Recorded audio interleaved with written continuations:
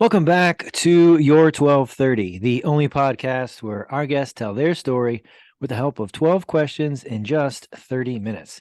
Today, we are very thrilled to be speaking with Edward Miskie. Edward is the sole survivor of a rare cancer. This year is his 10th year cancer survivorship anniversary, an anniversary he didn't think he was going to get. So he's celebrating with his book, Cancer, Musical Theater, and Other Chronic Illnesses. Among other things, Edward is an actor, a singer, songwriter, writer, and producer. Edward, welcome. We are really happy to be speaking with you. Thank you so much. Hearing that back is so funny because it's like, how many other things can there possibly be that you do? Well, that's my first question. When you meet somebody new on the street, what do you tell them that you do? I literally was yelling at myself about this the other day. I went to introduce myself to someone. They're like, what do you do? And my initial response is always like, I mean, like, what don't I do? Like, what do you want to know? But I'm trying to get better at being like, I'm an author and a creator. Okay. Because that kind of sums up the whole jig, right? I think it touches everything, so that works. But kind of with the author and creating piece, the book, how did that come about? Yeah, so I had cancer.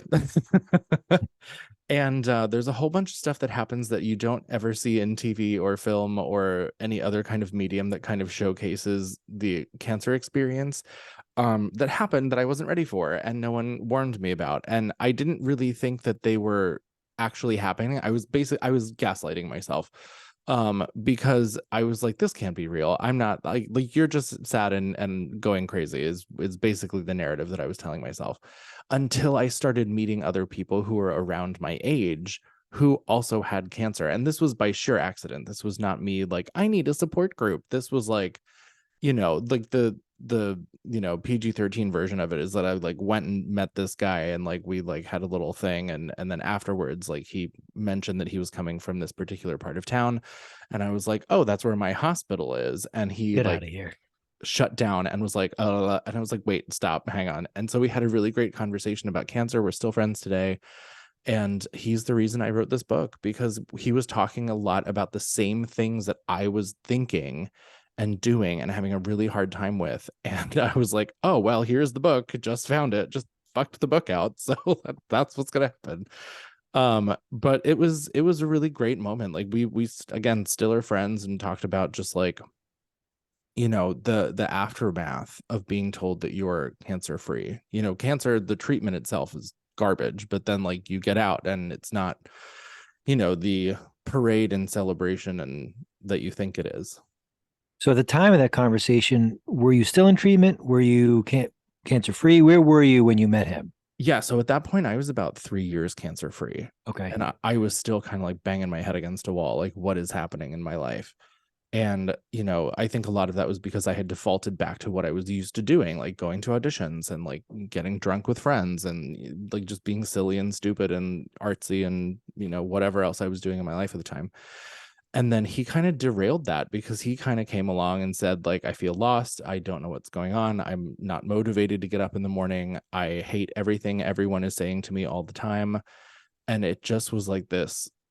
Oh yeah, that's how I felt for the last 30 years.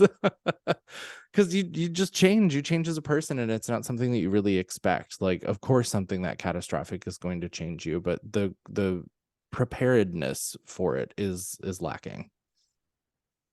Yeah, I mean, even as you say that, I think most people have very little understanding and certainly no, unless you've even had a close friend, a family member go through a situation like this, you still only have secondhand. So I'm going to ask you questions as comfortable as you are answering. I want to start here, and when you have the word soul and rare in your cancer summary, not good. The survivor in between is fantastic, so that's great. But if you could take us when you found out that not only you found out you had a rare cancer, but that ultimately that the chance of survivorship was not very high, and that now you are the sole survivor. What was that like? Well, those three things happened at three very different points, right? So like we found out I had cancer. We knew it was kind of an off the wall brand of cancer, if you will.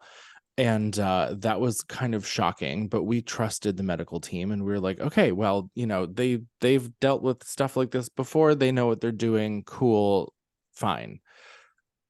And then, like, maybe 3 rounds of chemo in, it became evident that they didn't know what they were doing and they were shooting in the dark. And I requested that I sit down with my oncologist to be like, am I a dead man walking? Like, what's happening? And she basically just flat out, and I said, please be honest with me. I do not need bullshit right now. Like, I just need you to tell me straight up, do I need to start like planning a funeral? And in so many words, she kind of said, maybe. And that's my interpretation of it. She was not that forthcoming with that information. That was just my interpretation. But she kind of said, like, yeah, we're having a really hard time getting rid of this. It's not happening as quickly or as easily as we had anticipated. There's lots of different types of lymphoma, of course, but like this particular type, which is called rare and large B-cell Burkitt's, like non-Hodgkin's lymphoma, it takes up a whole page. It is not easy. I didn't fit the demographic. I didn't fit the prototype for it. Prototype is probably the wrong word, but I fit nothing that had to do with this cancer. So getting rid of it was like, what do we do? So that's how I found that out, that it was rare. Like, I didn't fit any of the things. And so moving on, we didn't know what to do. And eventually I ended up switching hospitals. And then my oncologist at that second hospital, once I hit the 5-year cancer-free mark, she kind of told me, you're the only person who's ever lived this long without a recurrence or not dying. And I was like, I I didn't need to hear that. I didn't need to know that part. How come? Why didn't you need to know that part? Why did you Well, say I that as mean, positive news? it is positive news in the sense that, like, I'm alive and I didn't have to have the funeral I planned, but it was very much like, well, not wanting to put anything out in the universe and like knock wood and all the things, but should something happen and I be put in that position again, I'm the protocol. I'm the baseline for this case. And unless something ridiculous has happened after me, which I'm not keeping up to speed with, maybe I should be, um, I'm it. And so what do you do with that? Like, it's kind of like, cool, there's one unicorn left and we don't know how to fix it. Okay. All right. So thank you for kind of walking us through that because as it is one line in the bio, it certainly was a long period of time and it was at different levels that each of those things became apparent or understandable. So that's very helpful. I mean, obviously it's the case, but thank you for walking us through that. Sure. You mentioned that you were not searching for support groups or anything of that nature. Do you talk to patients? Have you found it cathartic to speak to somebody who is traveling down a path that you went down? Have you thought about anything like that, or do you do anything like that? Not in the capacity in which you're talking about. I think my version of that is doing just this. Like, I wrote the book to have this conversation, and I am seeking out mediums in which to talk about it more, to have this conversation. Like, support groups in my experience are very like, let's sit around and cry and talk about our feelings. And I want solutions. I want to solve the problem. I don't want to talk about it more than I need to. Like, okay, cool. Like, let's go. I figured out why I feel this way. Let's fix it. And I did not find that support groups functioned that way. So for me, like, meeting people one-on-one, when I started writing the book, I reached out to people I knew who were within my age bracket and kind of like talked to them about their experience and drew from that. And it just wasn't my thing, but this is my version of doing that in my way, of having this book and talking about, like, all the things that kind of blindside you, that you're like, well, this isn't in this movie that talks about cancer. Well, you mentioned movie, and that's where besides again, secondhand tales, that's where my baseline for understanding what that diagnosis is like is that scene in the room where it's like you have cancer and everything else, you don't understand, you don't hear. It's like they fast forward 2 months into treatment because it's like you're just so blindsided by it. But you just describe it in a much more thoughtful way that, first I want to say surprised, but wholeheartedly into the belief of that your doctor is going to take great care of you, and unfortunately, that was not the case. And you would think that sometimes, you would want to be skeptical, or your first instinct would be to say no way, or this isn't happening to me. But you walk us through the what that period looked like and how you had the uh, unexpected good outcome. But I'm rambling here, so I want to go back to the book. So the title, Cancer, Musical Theater, and other chronic illnesses. How did you end up on that title? I cannot take credit for any of it. Okay. Okay. So who deserves the credit there? My friend Alex Perlman, he's one of my oldest friends in the city. God love him. He is one of my favorite humans. And I was telling him about this book, and he's a brilliant man, and he will never say that out loud or take credit for that kind of accolade, but he is. And he just said the title, and I was like, that's funny. And I didn't want the book to be serious. I didn't want it to be a dirge. And so the title just made sense. And there was never another title. It was only ever that. And so it was not me. It was Alex 100%, and I will never take credit for that. Okay. Well, you're also humble, so we'll add that to the list here of adjectives. Well. Well, okay. Well, Maybe. to be determined on that front. Um, who should read this book? Anyone who's had any kind of proximity to cancer. And I don't mean that like, oh, my second cousin who lives 7,000 miles away had cancer. Like, that's not what I mean. I mean, like, you, or if a family member or close friend or loved one has had it, and or you've lost them to it, or they are currently going through it. um in the feedback I have gotten specifically from medical professionals, that has changed their perspective on cancer care and bedside manner and what the experience as a human is. Because, I talk about it in the book, and I talk about it in these conversations as well. You become a patient. You're not a person, you're a patient. And the people who are taking care of you forget that, like, you know, you need to eat, and you want to have sex, and you have relationships, and a number of other things. Like, sometimes, some days you just can't take a shit, and that sounds fine on paper, but like, it feels terrible. I went, like, I think 6 or 7 days without going to the bathroom once. There's a whole chapter on it. It's thrilling. And it's just like the little things, like, I had a boyfriend during this time, and then I didn't, because they left. And then, like, my best friend, like, I thought was going to be there for me, and then wasn't, because they decided that they couldn't be around. Like, little things like that happen that you're not prepared for. And I don't even know if nurses or doctors know that happens. And if they do, they're not going to offer it to you to, like, warn you, because, like, then you're skeptical of everyone around you, and you're like, wait a minute. I was warned are, about this. are you leaving me? I was warned about you.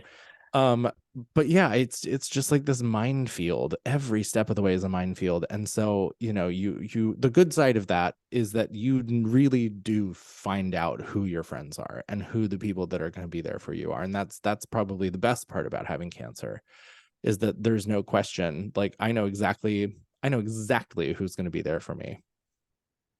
It is a silver lining, as unfortunately to find out in that manner, but you do know who those people are. Uh, the bedside manner and the feedback from the doctors, that's again surprising, and it's wonderful that they are having that perspective, and it can't be overstated how difficult it must be to be in that position. And then even the doctor who and medical staff who have proximity to yourself as a patient, obviously they can't understand this. Like, so to read it must be very powerful for them. Have you had any feedback from any other cancer survivors? Yeah, the people first, I mean, first and foremost, front line, like, the people that I talked to and kind of consulted with when I decided to do this, like, most of them were like, nail on the head, buddy. Like, they get it. You can read between the lines, and it's very nuanced, but and in some places it's not very nuanced. But it very much is the real and raw, and I hate to use that terminology because it sounds so trite, but it's the real and raw experience of it. It's not the, like, wake up in a hospital room bald and like, oh, my life is falling apart. It's a slow burn for that to happen. The way that your body changes, the way that you change, the way that your brain changes. Like, chemo brain is such a wild concept. Like, it's a thing that happens. Like I'm sure you've heard like wet brain with people who are alcoholics that go to like rehab and whatnot. It's kind of similar. Like your brain just is like dur, dur, dur, and there's nothing you can do about it because that's just the treatment that you're under. And I was a hard ass. I was really hard to deal with as a patient. Because I wasn't happy, and I wanted to just be around people and things that made me happy, and doctors were not it. So yeah, they get the brunt of it, and it's not easy being a doctor or anyone in the medical profession, and I would never take that away from them. It's so difficult, especially in a field like oncology where like death is part of your day, and I would never pretend to understand that. So this will be an unfair question, kind of as a follow-up there. With your experience with these doctors and medical professionals, why do you think you obviously have to be excellent in what you do to go into an oncology field and an oncology role? Why do you think these doctors made that choice ultimately when you describe such a difficult place to work? If you had to guess. I don't need to guess. I asked. Okay. Not my oncologist, but my oncology nurse in the first hospital I was in. She was this elderly Jamaican lady, and just one of the nicest people I've ever met. Just nurses are salt of the earth, man. Like, holy Absolutely. shit. And she came in one night, and a little incident happened that is in the book that I'll save for the pages. But she walked in on me, let's say, and we started having a conversation about why she does this. It was like, I think my fourth day in the hospital, maybe. And I was like, why do you do this? And she told me, and this shook me to the core and still to this day does, that nursing was never on her radar. She never wanted to do it. She was a wife and a mother, and her husband got cancer, and she tried to save his life by taking care of him at home and couldn't. And so she became a nurse as almost like a penance to try and make up for that fact. And like that, just I'm like in a hospital room, like hooked up to chemo poles and like just having like chemicals dripping through my body. And so I'm like weeping on her arm while she's changing my my fucking IV shit.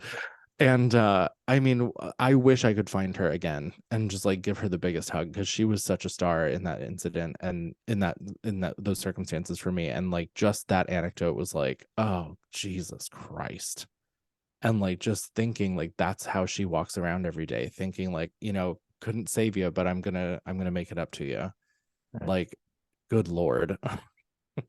That's an incredible story, and at least gives some, I don't say rationale, but some understanding of why somebody would be in that day after day, a Yeah. difficult position. And good for you for asking. And I please, wish I would have asked my oncologist, because I mean, she's such a star too. Like, I was terrified of her. She's 4'11" and she wears like 6-inch heels and mini skirts, and like, what a star. Loved her, but was horrified of her all the time. And that was at the second hospital. And when I went there and had her like reassess, because I was going for a second opinion, I kind of just said to her, she gave me some really horrendous news. I was misdiagnosed and there was all this other shit that was going on. And I just was like, how do you deal with this? Like, this is impossible to deal with. How do you deal with it? And it's probably not the best answer, but she said, I just put every little patient in a box and I file them away and I deal with them later. And I was like, okay, well, like, you're super busy. So when do you get to deal with them? And she just kind of was like, I don't. I'll agree with you. Not the best answer there. Yeah, So, not, but I mean, like, you do what you need to. Like, you're working 24 hours a day. Like, she's always on call. yeah. Like, she's head of the department. She's world renowned. Like, you don't get a break. And so probably that might be the best way for her to kind of deal with that. Okay. My last question on the book. You mentioned interviewing and reaching out to others. How did you decide whom to speak with, and who are they? So I started this because I would love to do a book tour. I do not have the time or the funds to have a book tour. So this is kind of my digital book tour, and I've been I see. specifically looking for people who talk about like life transformations, or like things that happen to people that are being highlighted or spotlighted or something in that sense. Anything that has to do with human stories or the human experience, or anything along those lines and or adjacent to it.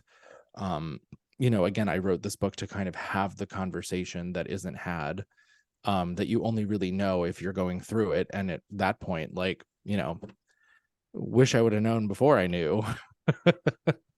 So, I just want people to know before they find out for themselves. Good answer. Okay. I know I said last question, but I'm going to build off of the musical theater in the title of the book.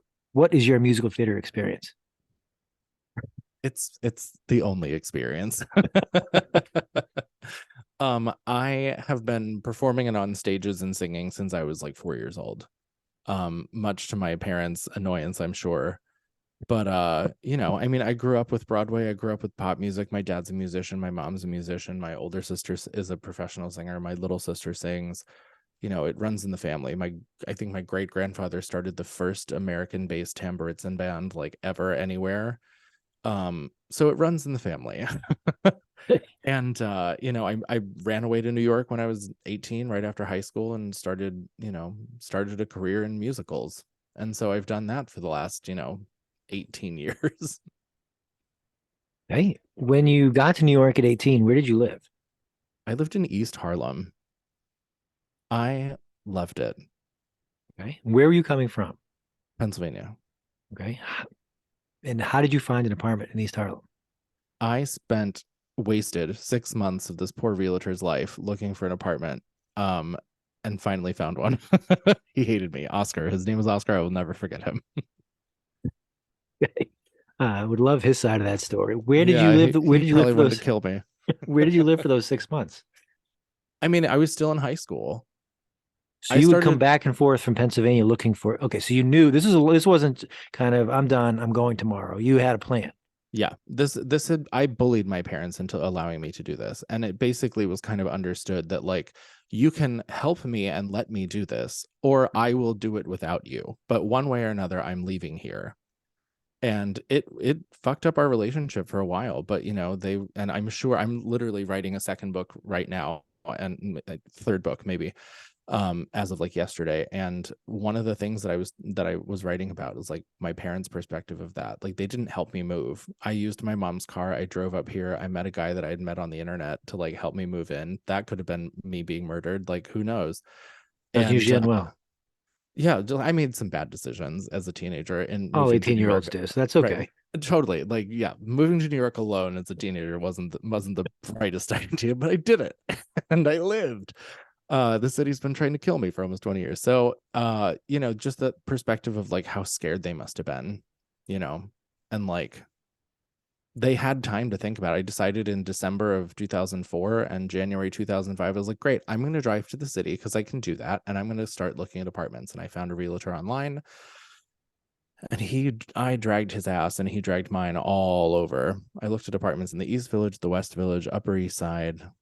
It was crazy. What was the first show that you landed? Oh God. It was I did some of these like janky ass cabaret things at Don't Tell Mamas in Midtown in New York, but then I ended up like leaving town on like my first like contract to do a show, doing Miracle on 34th Street at this theater in the ass crack of Ohio. Just dinner theater. It was a whole mess. Okay. I was not expecting that to be the answer. I expected off Broadway, but I didn't expect you in Ohio. So, okay. One should be so lucky to be off Broadway. Ohio is where most people who move here to do theater end up. Under, understood. Do you prefer the acting or the singing part of musicals? Well, I mean, they're kind of one and the same. You can't really do one without the other. So whether you like one or prefer one to the other, you don't have a choice but to do both. Okay. I feel like I should challenge you on that you can act without singing, but since we're in the musical realm, I'm going to let that pass. I mean, if you're in a musical, Yes, yes, sure. but you cannot complete the show by only doing one of them.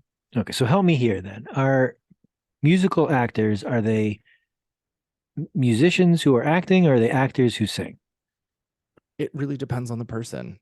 There is no monolith there. Like some people are actors who sing, and sometimes you can tell who they are, and sometimes you can't. And then there are singers who act, and sometimes you can tell who they are, and sometimes you can't. It depends on the show, on the director, on the skill set. No one is just one thing, right? That's a fair answer. Okay, I'll take that. Uh, so you've written a book, you have acting, singing, and writing and producing as part of your credits. At this stage of your career, do you prefer to be still on stage, or do you look forward to the off the stage aspect of entertainment? I'm sure, not to your surprise, there's a story that goes with this. Um, I had kind of given up. Well, not given up. I just wanted to redirect. I wanted to be left alone. I didn't like feel sparkly about it anymore. And then, and I apologize to anyone who's hearing this again, but April of last year, my best friend from high school came to see me in the city, and we went to go see Chicago with Pamela Anderson. And she was great. I was like beside myself with how good she was. But sitting there, I was watching the dude who plays the Richard Gere role, Billy Flynn, and I was like, I'm coming for your job. I want to do that role. And about a week later, the national tour the audition went up for it, and I hadn't auditioned for anything in like 2 years, and I was like, well, I'll send in for it anyway. Who cares? And I got it, Wow. and I booked it. And so I was in rehearsal for this, and we were doing a pre-performance run of the tour, and I was replaced at the last minute and kind of wasn't given a reason why. And it was very poorly handled by production and management. And it's water under the bridge now. Who cares? I went to Europe for 3 weeks and like raged in Paris. It was great. And that kind of like ripped the rug out from under me. And I kind of was already coming from a place where I was done with it. And then that really kind of like welded the lid shut. So I, compose and produce like more pop centered music on my own for fun at home. And that's kind of like one of my creative outlets. Like I bought all this equipment during the pandemic. You're looking at some of it for music stuff, and I was like, great, well, I'm just gonna keep doing it. I'm gonna write and produce my own shit, and if someone wants me to do some stuff for them, cool. But you know that's how that kind of ended. I think one day I'll go back to it. I just need a minute to step away, because the industry's going through some shit right now. The union's going through some shit right now, and I just can't be asked. I have other things I want to do. That's with that story, that's very understandable, and I would I would not blame you for keeping that as your point of view for quite a while. Yeah. Well, I mean, the good part of it is the guy who replaced me is a good friend of mine, and like we're cool, and we talked about it, and it's fine. He's the one that warned me. And so, there's a lot. I won't go into it. But we're Okay. good. It's all All good. right. Moving on. Yes. So if you have a typical day currently, what does that look like? Oh my God, a typical day. um, I this year I started doing the whole like getting up at like 5, 6 in the morning thing, like for no fucking reason, just because I was like, I want to. Like, it was just a thing that had been on my radar. Like, who are these creatures that get up at 5 in the morning on purpose? Like, what's wrong with you? And I started doing it, and I totally get it. Like, I'm wrecked by the end of the day, but like you get so much done, and you're bending time by doing this. Your day's like 72 hours long, and you can have like 3 or 4 different versions of a day within one. So yeah, I get up at 5. I've started going to the gym at like 6, 7 in the morning, which also is like, who is this person? Who are these creatures that are going to the gym at this hour? And I'm now one of them. And yeah, I mean, I come home, I do some work. I'm about to drop a podcast of my own with one of my producing partners. I'm turning the book into a TV show, so I'm working on the pilot, and it's going to be a musical as well. So like that's, I'm working on those components. And I have my regular day job. I work in sales, and do calls all day long, and then like between calls I do other things, and then like I do some writing, and just kind of tried to bend as much time as I can. Okay. Now that makes sense. And as you are getting the show ready for, I think you said pilot, do you have an idea who's going to play you? Are you going to play yourself, or who would be that ideal actor for you? I have been so struggling with this, because in the book I'm 25, and like clearly the face and body are not 25 anymore. And like I very Not clear to me. specifically, Not well, clear to me. that's very sweet of you, but you're lying. Um, it's the ring light, it's helping. um, and so I have this weird block in my head that I can't play me because I'm supposed to be young, but it like the age of the story, it doesn't the story doesn't change with any kind of age whatsoever. But I do have a person that I've worked with that I'm supposed to be meeting up with this week to kind of drop that bomb on him as like a possibility. And if not, I have a secondary idea for him. He looks a little bit like me when I was that age. He's younger than I am. Significantly younger than I am. Like I think he's probably like 27. Doesn't matter. But he's maybe gonna be the person that maybe plays me. We'll see. I don't know. Haven't There we gotten there go. yet. Okay. Somehow we are coming up on time already. We have covered a lot of So ground, much. so much ground. Is there anything I didn't ask you that I probably should have, Edward? I mean, that's up to you. This is your universe. I'm just a guest in it. It's the first time I've got that answer for that question, so I'll take it. Um, I guess this is my last follow up then. And I know I said last question in the book, but other chronic illnesses, what does that refer to? Yeah. Well, um, I think I talk a lot about like substance use in the book. I drank my way through chemo. I'm very open about it. It was not a good decision, short and long term. I also talk about like body dysmorphia and the way that you feel about yourself, because that changes significantly through the process as well. You know, like like specific to my case, I went into this like 25 tan and gorgeous. My doctor was like, literally, you're the picture of health. How do you have this cancer? You know, and I came out of it looking like Mitch McConnell at 26. So, you know, that was rough. And I didn't handle that well, you know, like I didn't. It was don't be shy. You can laugh at that. It was a good I haven't laugh. stopped I'll laughing give it since you said it.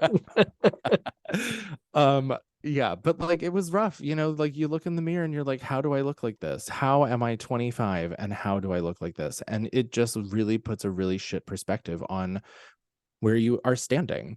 And that's true for your career, and it's true for your relationships, and it's true for substances that you're maybe using or not using.